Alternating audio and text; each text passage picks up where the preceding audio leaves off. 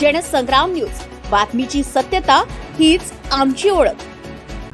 देवळीत राजकीय खळबळ, भाजप उमेदवार नंदू वैद्य यांचा व्हिडिओ व्हायरल।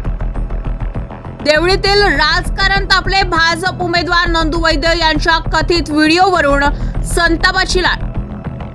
माजी नगर उपाध्यक्ष नंदू वैद्य यांचा कथित व्हिडिओ चर्चेत, उमेदवारीवर प्रश्नचिन्ह। देवळीमध्ये नवा वाद, नंदू वैद्य यांच्या कथित वक्तव्यामुळे मतदारांमध्ये नाराजी। देवळी शहरातील नामांकित राजकारणी आणि प्रभाग क्रमांक 9 मधून भारतीय जनता पक्षाचे उमेदवार नंदू वैद्य यांचा कथित अयोग्य आणि अशोभनीय वक्तव्य करणारा एक व्हिडिओ सोशल मीडियावर चांगलाच व्हायरल होत आहे।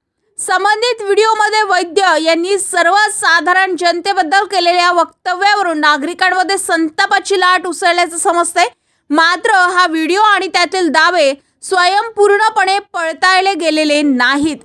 नंदू वैद्य हे देवळी नगर परिषदेचे माजी उपाध्यक्ष राहिले असून स्थानिक राजकारणात त्यांची चांगली ओळख आहे। त्यामुळे अशा प्रकारचा कथित व्हिडिओ समोर आल्याने देवळीतील राजकीय वातावरण तापले आहे।